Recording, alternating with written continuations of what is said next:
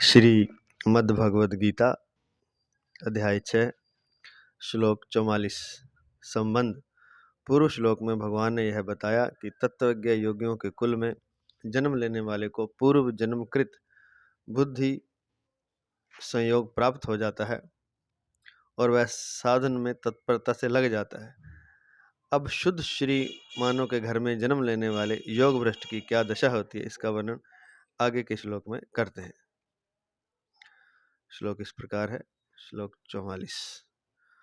पूर्वाभ्यासेन तेनैव ह्रियते हवशोऽपि सः जिज्ञासुरपि योगस्य शब्द ब्रह्माति वर्तते।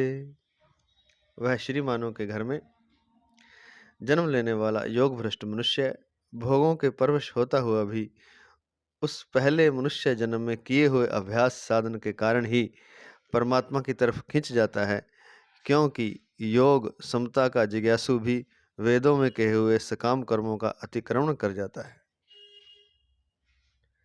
बहुत ही सुंदर बात लिखी हुई है। समता का योग का जिज्ञासु भी है जो, वो भी वेदों में कहे हुए सकाम कर्मों का अतिक्रमण कर जाता है। व्याख्या करने जा रहे हैं। प्रातः स्मरणीय, प्रातः वंदनीय, परम श्रद्धेय भगवत तत्व प्रेम तत्व प्राप्त महापुरुष महाराज श्री पूज्य स्वामी राम सुखदास जी महाराज, उनके ग्रंथ साधक संजीवनी से महाराज जी के आशीर्वाद से व्याख्या शुरू करते हैं।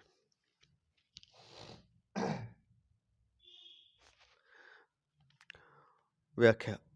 पूर्वाभ्यासेन तेनैव ह्रियते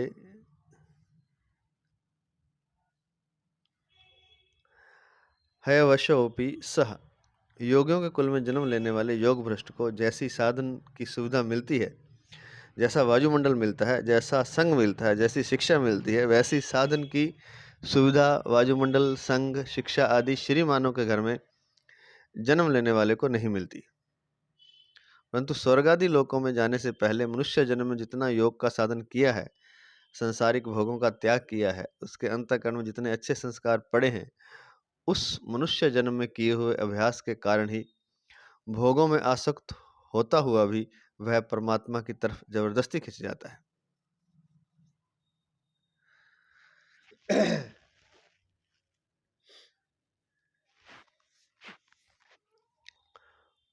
कहने का तात्पर्य यह है कि जो श्री मानव के घर में, एक तो योगियों के कुल में जन्म लेते हैं जो बहुत अच्छे साधक हैं, वो स्वर्ग नहीं जाते, वो सीधे योगियों के घर में जन्म ले लेते हैं। लेकिन दूसरे अच्छे साधक जो योग भ्रष्ट हो गए हैं, वो एक बार स्वर्ग होकर के आते हैं और फिर वो श्री मानव के घर में, अच्छे घर में, जहाँ वातावरण साधना का हो, वहाँ जन्म लेते हैं। लेकिन स्वर्ग आदि लोकों में जो भोग भोगता है योग भ्रष्ट साधक, उससे पहले भी जो उसके संस्कार पड़ गए हैं, तो वो संस्कार उसके अंदर रहते हैं। तो इसलिए वह भोगों में आसक्त होता हुआ भी परमात्मा की तरफ जबरदस्ती खिंच जाता है।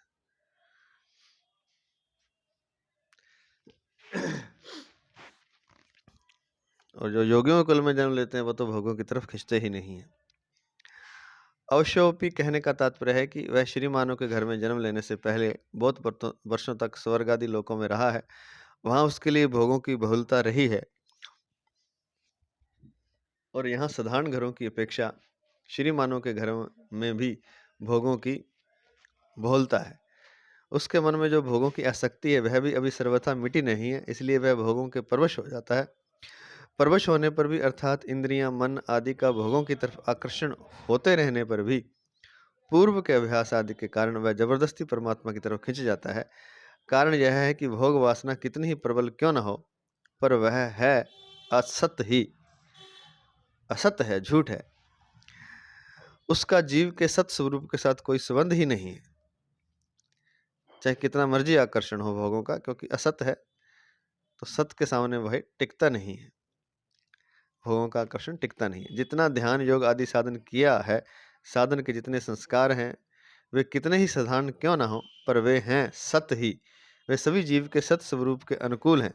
इसलिए वे संस्कार भोगों के परवश हुए योग भ्रष्ट को भीतर से खींचकर परमात्मा की तरफ लगा ही देते हैं।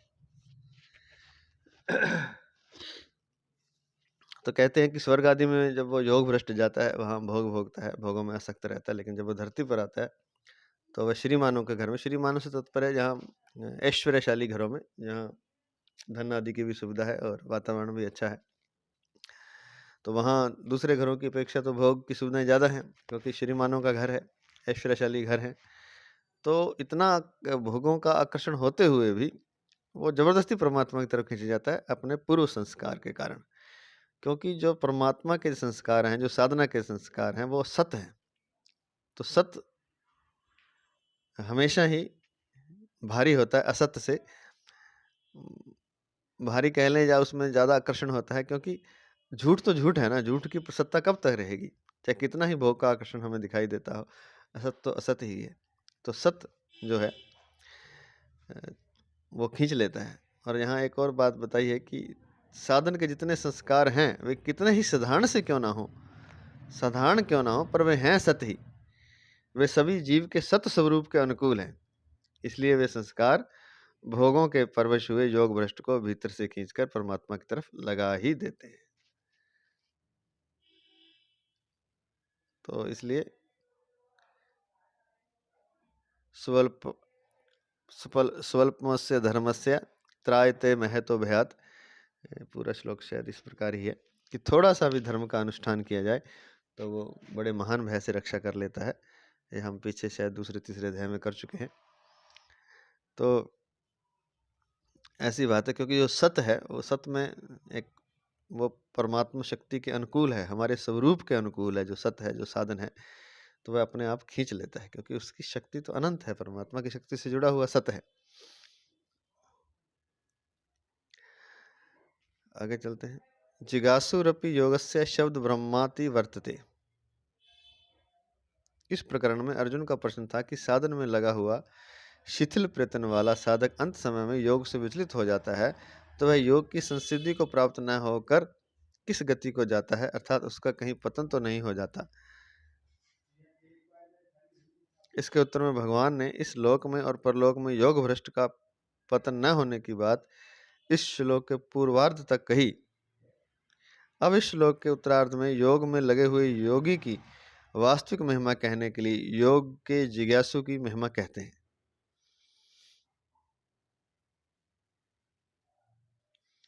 तो अर्जुन ने प्रश्न पूछा था कि जो पूरी तरह तत्परता से योग में नहीं लगा हुआ, वह अंत में योग से विचलित हो जाता है। योग मतलब परमात्मा से मिलन नहीं हो पाता, किसी कारण से योग भ्रष्ट हो जाता है। तो वह योग की संसिद्धि को तो प्राप्त होता नहीं, तो किस गति को जाता है, उसका कहीं पतन तो नहीं हो जाता, ऐसा अर्जुन ने पूछा था। तो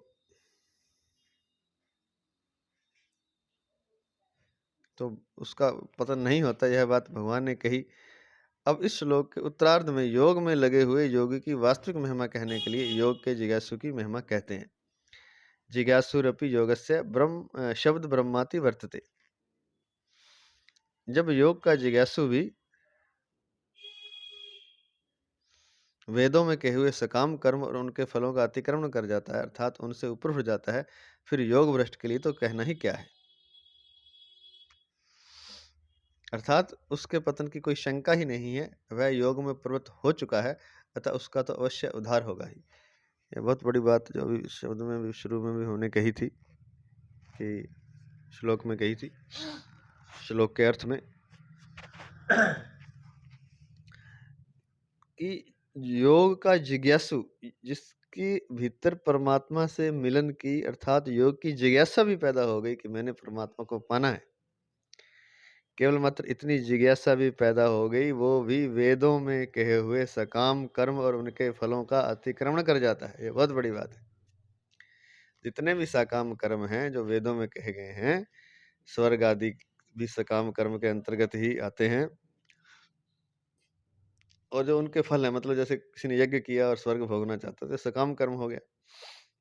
और उसका फल स्वर्ग की प्राप्ति है। और भी अन्य जितने भी साकारम कर्म हैं, सकाम कर्म हैं, जो भी धरती की या कोई ब्रह्मांड की वस्तु वो चाहता है, तो जहाँ तक हमें समझ में आया है, तो ये है कि वो वेदों में कहे हुए सकाम कर्म और उनके फलों का, जितने भी सकाम कर्म हैं, उन सबका और उनके फलों का अतिक्रमण कर जाता है। मतलब उसके सकाम कर्म की जो इच्छा है, वो जो सकाम कर्म द्वारा जो फल पाना चाहता है, उसकी जो इच्छा है, वो समाप्त हो जाती है। किसकी? जो परमात्मा से मिलन की जिज्ञासा भी पैदा कर लेता है, सोच भी लेता है कि मुझे परमात्मा से मिलना है।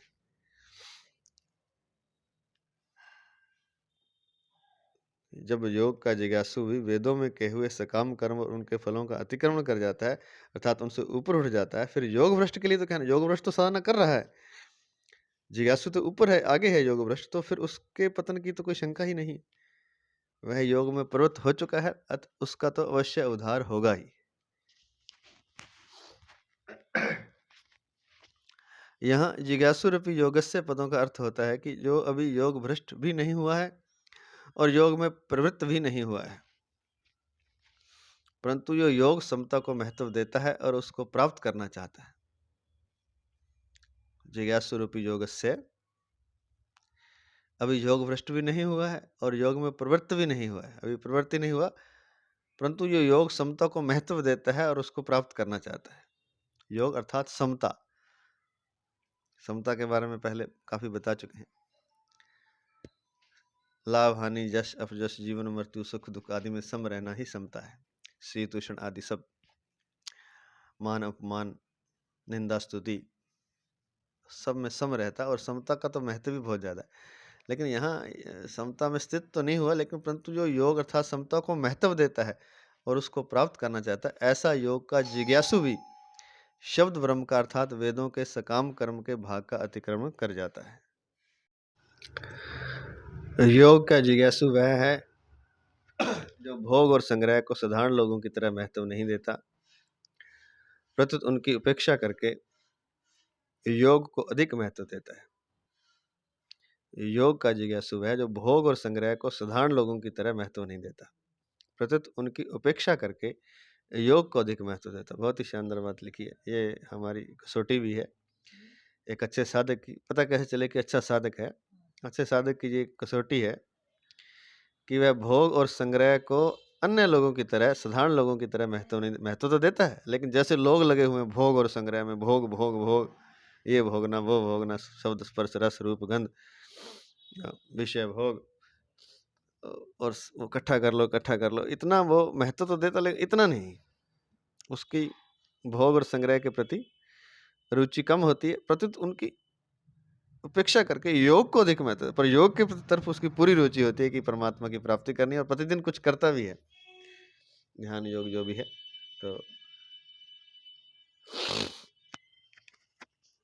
तो ये एक कसौटी भी है और ये योग के जिज्ञासु का लक्षण यहाँ दिया है। उसकी भोग और संग्रह की रुचि मिटी नहीं है, पर सिद्धांत से योग को ही महत्व देता है। बहुत शानदार साफ साफ बात लिखी है। इसलिए वह योगारूढ़ तो नहीं हुआ है, पर योग का जिज्ञासु है, योग को प्राप्त करना चाहता है। योग अर्थात परमात्मा से मिलन। योग से मतलब आसन प्राणायाम नहीं है। इस जिज्ञासा मात्र का यह महात्म्य है कि वह वेदों में कहे सकाम कर्मों से और उनके फल से ऊंचा उठ जाता है। इससे सिद्ध हुआ कि जो यहाँ के भोगों की और संग्रह की रुचि सर्वथा मिटा ना सके और तत्परता से योग में भी न लग सके, उसकी भी इतनी महत्ता है, तो फिर योग भ्रष्ट के विषय में तो कहना ही क्या है।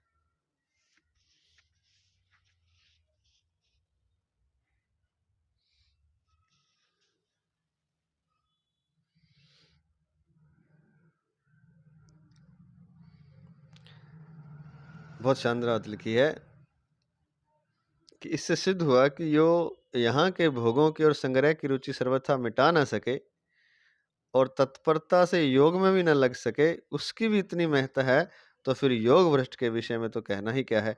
ऐसी ही बात भगवान ने दूसरे अध्याय के 40वें श्लोक में कही है कि योग अर्थात समता का अभ्यास भी नष्ट नहीं होता और उसका थोड़ा सा भी अनुष्ठान महान भय से रक्षा कर लेता है, अर्थात कल्याण कर देता है। फिर जो योग में प्रवृत्त हो चुका है उसका पतन कैसे हो सकता है, उसका तो कल्याण होगा, इसमें संदेह नहीं है।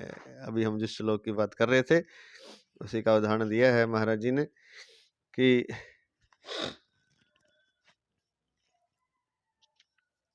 दूसरे अध्याय के 40वें श्लोक में, तो वो श्लोक इस प्रकार है, स्वल्पम पयस्य धर्मस्य त्रायते महतो भयात्। पूरा श्लोक है, नेहाभिकर्म नाशोस्ति प्रत्यवायो न विद्यते, नेहाभिकर्म नाशोस्ति प्रत्यवायो न विद्यते, स्वल्पम पयस्य धर्मस्य त्रायते महतो भयात्। मनुष्य लोक में इस समबुद्धि रूप धर्म के आरंभ का नाश नहीं होता तथा इसके अनुष्ठान का उल्टा फल भी नहीं होता, और इसका थोड़ा सा भी अनुष्ठान जन्म मरण रूप महान भय से रक्षा कर लेता। थोड़ा सा भी अगर जिज्ञासा भी जाग गई परमात्मा के मिलन की तो यह भी बड़ी बात है। इसलिए इसका थोड़ा सा भी अनुष्ठान महान भय से रक्षा कर लेता है, अर्थात कल्याण कर देता है।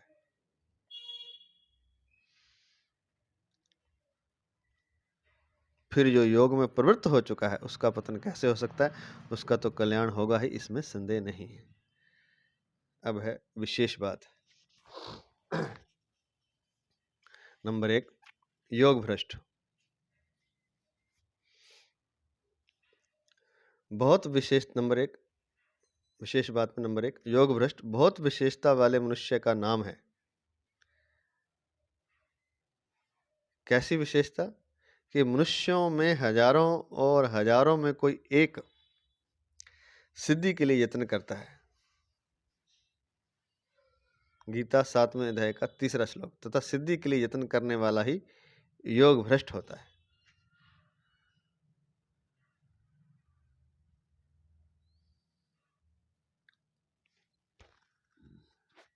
योग भ्रष्ट का एक तरह से अर्थ बता रहे हैं। योग भ्रष्ट वो व्यक्ति है जो बहुत विशेषता वाला है। कैसी विशेषता कि मनुष्य में हजारों हजारों मनुष्य हैं और उन हजारों में से कोई एक सिद्धि के लिए यत्न करता है।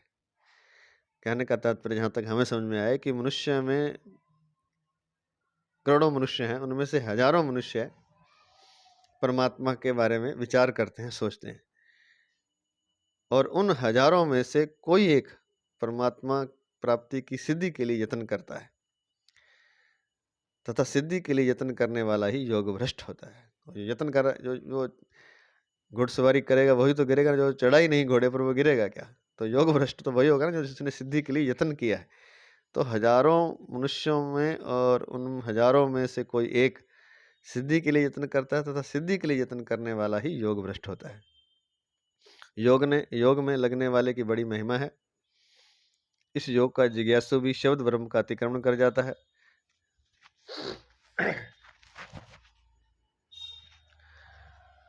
योग में लगने वाले की बड़ी महिमा है। इस योग का जिज्ञासु भी शब्द ब्रह्म का अतिक्रमण कर जाता है, अर्थात ऊंचे से ऊंचे ब्रह्मलोक आदि लोकों से भी उसकी अरुचि हो जाती है।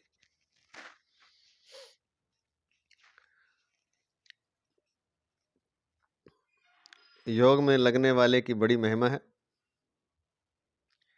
इस योग का जिज्ञासु भी शब्द ब्रह्म का अतिक्रमण कर जाता है। जिज्ञासु मात्र, अर्थात ऊंचे से ऊंचे ब्रह्मलोक आदि लोकों से भी उसकी अरुचि हो जाती है। क्या बात है, बहुत शानदार बात लिखी है।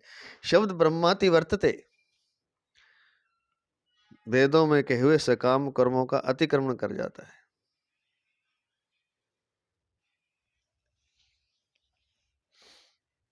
ब्रह्मलोक आदि लोकों से भी उसकी अरुचि हो जाती है, कारण कि ब्रह्मलोक आदि सभी लोग पुनरावृत्ति हैं और वह अपुनरावृत्ति चाहता है। जो साधक है वो अपुनरावृत्ति अर्थात बार बार मरना जन्मना नहीं चाहता, बार बार इस चक्कर में नहीं पड़ना चाहता। ब्रह्मलोक तक के सभी लोग जो हैं, स्वर्ग लोक से ऊपर अंतिम शायद ब्रह्मलोक है, लोग तो हैं लेकिन पुनरावृत्ति वाला अंतिम लोक ब्रह्मलोक है। तो वह क्योंकि साधक अपुनरावृत्ति चाहता है तो इसलिए वह ब्रह्मलोक आदि लोकों से उसकी रुचि हो जाती है। जब योग की जिज्ञासा मात्र होने की इतनी महिमा है, जिज्ञासा मात्र होने की, तो फिर योग भ्रष्ट की कितनी महिमा होनी चाहिए, कारण कि उसके उद्देश्य में योग समता आ गई है, तभी तो वह योग भ्रष्ट हुआ है। मतलब समता आ चुकी थी ना, तभी तो वह नीचे गिरा है। मतलब घोड़े पर सवार होकर वह चल रहा था, घोड़ा दौड़ रहा था, तभी तो वह गिरा है। दौड़ नहीं रहा तो चल तो रहा ही था कम से कम, तभी तो वह नीचे गिरा। तो कहने का तात्पर्य है कि उसके उद्देश्य में योग अर्थात समता आ गई है। यहाँ एक बार उद्देश्य ही लिखा है, अभी मतलब सिद्धि नहीं है, उसके उद्देश्य में योग अर्थात समता आ गई है, तभी तो वह योग भ्रष्ट हुआ। अभी उद्देश्य में ही समता आई है, अभी सिद्ध नहीं हुआ है, तभी तो वह योग भ्रष्ट हुआ। तो उसकी इतनी महिमा है। इस योग भ्रष्ट में महिमा योग की है, न कि भ्रष्ट होने की। बहुत शानदार बात लिखी है। ऐसा ना कोई समझे कि भ्रष्ट हो गया तो वो ऐसा, ये भ्रष्ट तो गलती हो गई इसलिए तो वो दोबारा आना पड़ा उसे, लेकिन योग की महिमा है। योग भ्रष्ट में महिमा योग की है, न कि भ्रष्ट होने की। जैसे कोई आचार्य की परीक्षा में फेल हो गया तो वह क्या शास्त्री और मध्यमा की परीक्षा में पास होने वाले से नीचा होगा? नहीं होगा। ऐसे ही जो योग भ्रष्ट हो गया है वह सकाम भाव से बड़े यज्ञ दान तप आदि करने वालों से नीचा नहीं होता, प्रत्युत बहुत श्रेष्ठ होता है। कारण कि उसका उद्देश्य समता हो गया है, उसका उद्देश्य समता हो गया है। वह समता को प्राप्त करना चाहता है, उद्देश्य बना लिया उसने समता का। बड़े बड़े यज्ञ दान तपस्या आदि करने वालों को लोग बड़ा मानते हैं, पर वास्तव में बड़ा वही है जिसका उद्देश्य समता का है। समता का उद्देश्य वाला शब्द ब्रह्म का भी अतिक्रमण कर जाता है। बहुत शानदार। शब्द ब्रह्म से यहाँ तात्पर्य जो अर्थ लिखा है वो है वेदों में किए कहे हुए सकाम कर्मों का। शब्द ब्रह्म अतिवर्तते, अतिक्रमण कर जाता है। शब्द ब्रह्मातिवर्तते पूरा हो गया। इसका मतलब है वेदों में कहे हुए सकाम कर्मों का अतिक्रमण कर जाता है।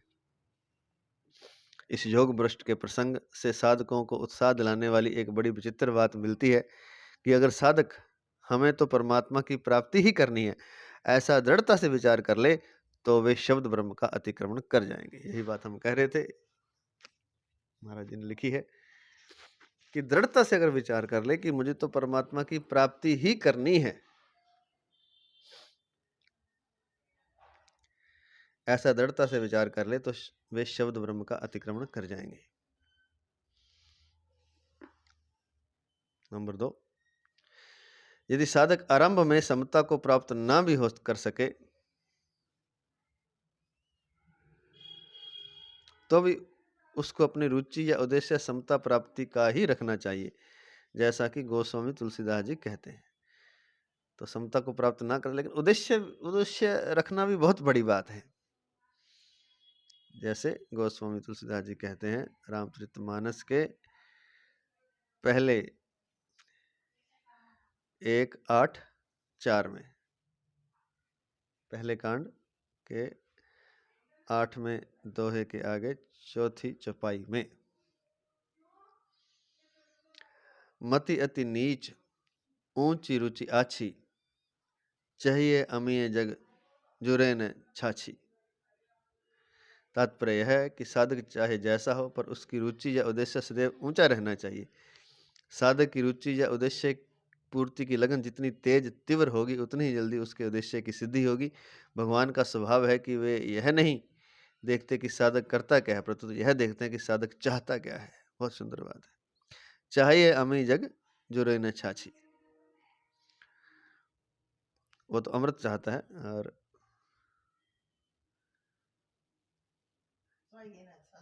अगर उसको छाछ भी ना जुड़े, कहने का तात्पर्य छाछ पाना भी उसके लिए मुश्किल है, लेकिन तमन्ना अमृत की है। तो ऐसी अगर तमन्ना साधक की हो जाए, चाहिए अमी जग जुरे न, जग में तो उसे छाछ भी नहीं मिलती, लेकिन तमन्ना उसकी जो उद्देश्य है, उसका जो लक्ष्य है वो अमृत का है। मति अति नीच ऊंच रुचि आछी, अगर बुद्धि अति नीच है, साधक कैसा भी हो, चाहे उसकी रुचि बुद्धि अभी इतनी श्रेष्ठ नहीं है, एक तरह से नीच है, लेकिन ऊंची रुचि अच्छी, पर रुचि उसकी अच्छी है, ऊंची है, उसका उद्देश्य है, उसकी रुचि सदैव ऊंचा रहना चाहिए, तो उसको परमात्मा की प्राप्ति हो जाएगी, क्योंकि लक्ष्य उसका महान है। और क्यों हो जाएगी? क्योंकि भगवान का स्वभाव है कि वे यह नहीं देखते कि साधक करता क्या है, प्रत्युत यह देखते हैं कि साधक चाहता क्या है। रीजत राम जानि जन जी की, रहती न प्रभु चित चूक किए की, करत सुरति सह बार हिये की। रामचरितमानस 1:29-2-3 में दिया है, रीजत राम जानि जन जी की। वो जी में क्या है यह जानकर ही राम जी रीझ जाते हैं।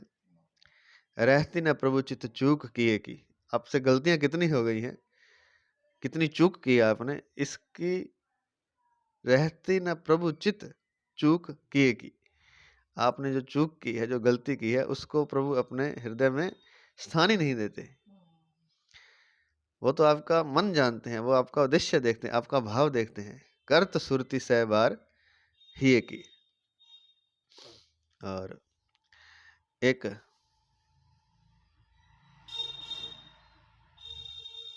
तो ऐसे हृदय की, जहाँ तक हमें समझ में आया, कल और देख लेंगे इसका क्या अर्थ है, कि जो ऐसा जिसके भाव की अच्छे हैं, जो परमात्मा की प्राप्ति करना चाहता है, उसको भगवान 100 बार याद करते हैं, ऐसा हमें समझ में आया है।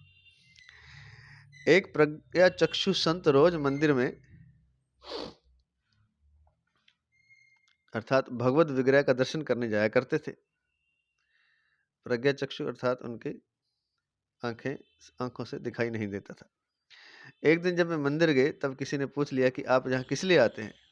संत ने उत्तर दिया कि दर्शन करने के लिए आता हूँ, दर्शन करने के लिए आता हूँ। उसने कहा कि आपको तो दिखाई ही नहीं देता। संत बोले, मुझे दिखाई नहीं देता तो क्या, भगवान को भी दिखाई नहीं देता। मैं उन्हें नहीं देखता, पर वे तो मुझे देखते हैं, बस इसी से मेरा काम बन जाएगा। इस तरह हम समता को प्राप्त भले ही ना कर सकें, फिर भी हमारी रुचि या उद्देश्य समता का ही रहना चाहिए, जिसको भगवान देखते ही हैं, अतः हमारा काम जरूर बन जाएगा। समता क्या होती है, पहले भी बता दिया। लाभ हानि, जस अपजस, निंदा स्तुति, मान अपमान, जीवन मृत्यु, शीत उष्ण, जो सब में सम रहता है, लाभ हानि आदि में, वह समता को जो प्राप्त है, जिसे कोई भी संसार का वस्तु, व्यक्ति, पदार्थ विचलित नहीं करता, उसकी समता में कोई अंतर नहीं आता। अर्थात जिसका चित्त सम हो गया है, जो समता में ठहर गया है, उसके लिए तो भगवान का लोक भी अप्राप्य नहीं है, अर्थात सहज ही प्राप्त है, जो समता को प्राप्त हो जाता है। मात्र समता की बहुत बड़ी महिमा पद्म पुराण में भी गाई गई है। अन्य जगह तो गीता में तो महाराज जी ने बार बार बताया ही है। तो ये बात है, परिशिष्ट भाव है अंत में। संसारिक पुण्य तो पाप की अपेक्षा से द्वंद्व वाला है।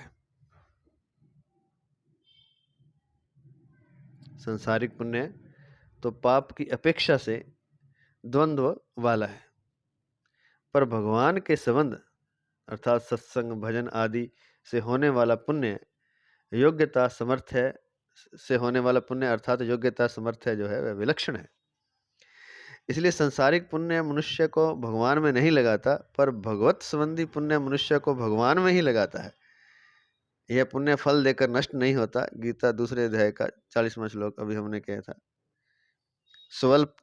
स्वल्पम पेयस्य धर्मस्य त्रायते महतो भयात्।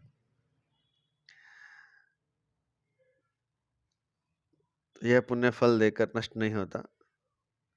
संसारिक कामनाओं का त्याग करना और भगवान की तरफ लगना दोनों ही भगवत संबंधी पुण्य हैं। दोनों ही भगवत संबंधी पुण्य है। तो ये शुरू में जो लाइन लिखी है, संसारिक पुण्य तो पाप की अपेक्षा से द्वंद्व वाला है, क्योंकि पाप और पुण्य दोनों द्वंद्व हैं। तो संसारिक पुण्य है जो पाप की अपेक्षा से है, तो उससे भगवान नहीं मिलते।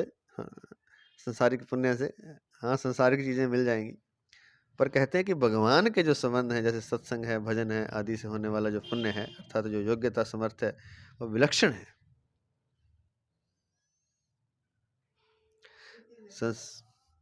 संसारिक पुण्य मनुष्य को भगवान में नहीं लगाता, पर भगवत संबंधी पुण्य मनुष्य को भगवान में ही लगाता है। यह पुण्य फल देकर नष्ट नहीं होता।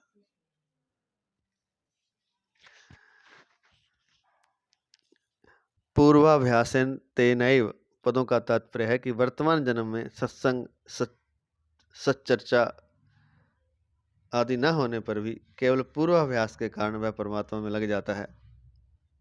पूर्वाभ्यासेन तेनैव,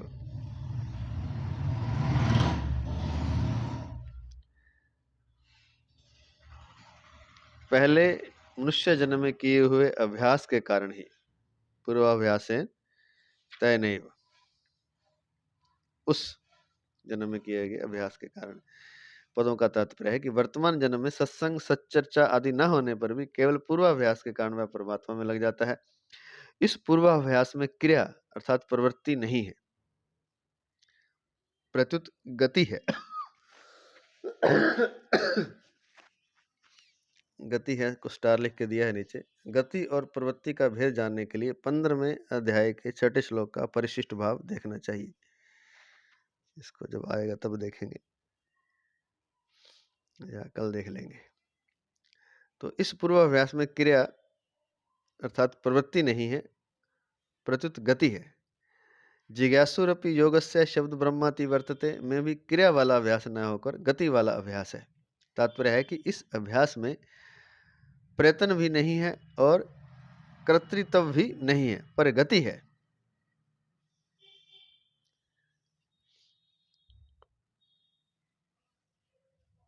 गति में स्वतः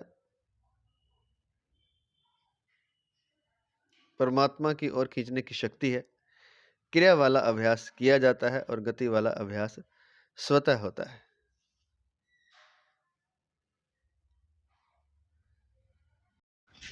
गति और प्रवृत्ति का भेद जानने के लिए 15वें अध्याय के 6ठे श्लोक का परिशिष्ट भाव देखना चाहिए। तो हमने ये निकाल लिया है, ये साधक संजीवनी ग्रंथ में 971 पेज पर है। इसका लास्ट जो 3 पैराग्राफ हैं गति और प्रवृत्ति के बारे में है, तो ये थोड़ा सा देख लेते हैं क्या है। गति और प्रवृत्ति। गति स्वतः स्वाभाविक होती है और उसमें परिश्रम अर्थात प्रयत्न, उद्योग तथा कर्तृत्व नहीं होता, परंतु प्रवृत्ति अस्वाभाविक और श्रम साध्य, उद्योग साध्य तथा कर्तृत्व सहित होती है। प्रवृत्ति तो अहंकार युक्त होने पर होती है, पर गति अहंकार रहित होने पर होती है। इसलिए गति स्वयं की तरफ होती है और प्रवृत्ति पर की तरफ होती है। गति परमात्मा की तरफ होती है और प्रवृत्ति संसार की तरफ होती है।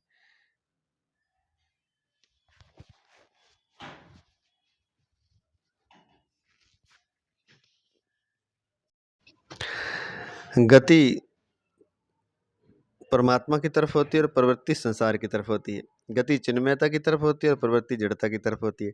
गति असीम की तरफ ले जाती है और प्रवृत्ति सीमित की तरफ ले जाती है। गति स्वाधीन करती है और प्रवृत्ति पराधीन करती है। बहुत अच्छी बातें लिखी हुई हैं, ज़्यादा इसकी व्याख्या तो नहीं करेंगे।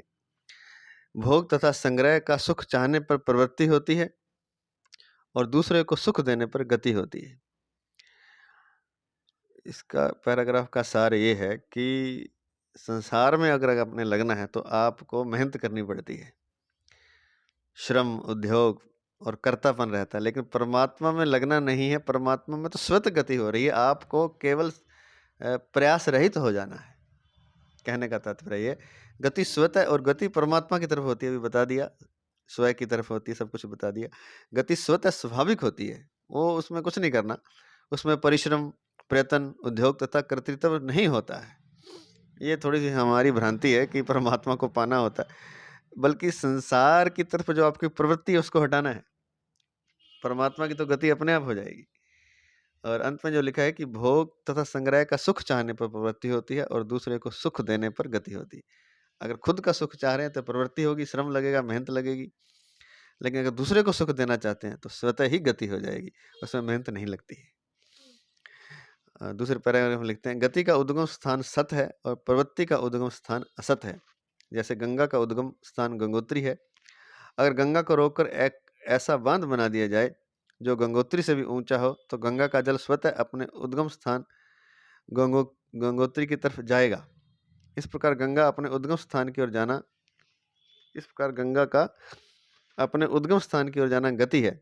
अतः गति दो तरह से होती है, संसार अर्थात भोग और संग्रह की तरफ जाना बंद करने से, अर्थात उससे विमुख होने से। जैसे कि बांध बना दिया और रोक दिया जल को, जो कि ऊंचा हो गंगोत्री से, तो अपने आप ही वो जो जल है वो अपने उद्गम स्रोत की तरफ चला जाएगा। तो वही यहाँ बता रहे हैं कि गति दो तरह से होती है, भोग और संग्रह की तरफ जाना बंद करने से अर्थात उससे विमुख होने से, अथवा अपने उद्देश्य परमात्मा की तरफ जाने से अर्थात उनके सम्मुख होने से। या तो संसार से विमुख होकर भी गति होती है और परमात्मा के सम्मुख होकर भी। नित्यापराध परमात्मा की जो अप्राप्ति मानी है, उसका मिटना ही परमात्मा की तरफ गति होना है। जो हमने ये मान रखा है कि परमात्मा हमें अप्राप्त है, जो कि नित्य प्राप्त है, इस बात का, इस भ्रम का मिटना ही परमात्मा की तरफ गति होना है। गति में परमात्मा से मानी हुई दूरी मिटती है और वास्तविक एकता प्रकट होती है। मानी हुई दूरी है नहीं परमात्मा से, वो अपने आप गति में मिट जाती है, जो कि मानी हुई है, और वास्तविक एकता प्रकट होती है, जो कि पहले से है। साधु को ऐसा अनुभव होता है कि कई वर्ष पहले जैसे भाव तथा आचरण थे वैसे अब नहीं रहे, प्रत्युत पहले से अधिक श्रेष्ठ हो गए हों, तो यह साधक की गति हुई है। साधनावस्था में जो गति होती है उसमें अहम का सूक्ष्म संस्कार रह सकता है, पर मुक्त होने के बाद प्रतिक्षण वर्धमान प्रेम की तरफ जो गति होती है उसमें अहम का सूक्ष्म संस्कार भी नहीं रहता। अर्थात अहम का अत्यंत अभाव हो जाता है। इसका कारण यह है कि जीव परमात्मा से जितना दूर होता है उतना ही उसमें अहंकार रहता है। स्वरूप में स्थित होने पर भी सूक्ष्म अहंकार रहता है, जो मुक्ति में तो बाधक नहीं होता, पर अन्य दार्शनिकों से मतभेद करने वाला होता है। परमात्मा से अभिन्नता होने पर अहंकार सर्वथा मिट जाता है। बहुत ही शानदार बातें लिखी हैं, दो तीन बातें हैं, फटाफट इसको सुन लेते हैं, समझ लेते हैं। साधु को ऐसा अनुभव होता है कि कई वर्ष पहले जैसा भाव तथा आचरण थे वैसे अब नहीं रहे, प्रतु पहले से श्रेष्ठ हैं, अपितु प्रत्युत पहले से अधिक श्रेष्ठ हैं। यह साधक की गति हुई है। साधनावस्था में जो गति होती है उसमें अहम का सूक्ष्म संस्कार रह जाता है। अगर उसे लगता है कि पहले से श्रेष्ठ हो गए हैं तो ये गति है, और जो साधनावस्था में गति होती है उसमें अहम का सूक्ष्म संस्कार रह जाता है, पर मुक्त होने के बाद साधना कर रहा तब तो सूक्ष्म अहंकार रहता है, लेकिन जब मुक्त हो जाता है तो वर्धमान प्रेम की तरफ जो गति होती है उसमें अहम का सूक्ष्म संस्कार भी नहीं रहता, अर्थात अहम का अत्यंत अभाव हो जाता है, बिल्कुल अभाव हो जाता है। और प्रतिक्षण वर्धमान, मुक्त होने के बाद जो प्रेम है वो प्रतिक्षण वर्धमान लिखा है। वो ऐसा नहीं है कि प्रेम जैसा आज है कल ही वैसा होगा, बल्कि संसार का प्रेम तो आज जैसा है कल उससे कम हो जाता है, परसों और कम हो जाता है, और आजकल तो नया जमाना है, कलयुग है, 2 साल में समाप्ति हो जाता है, कई बार 6 महीने में भी हो जाता है समाप्त, कई बार महीने में भी हो जाता है।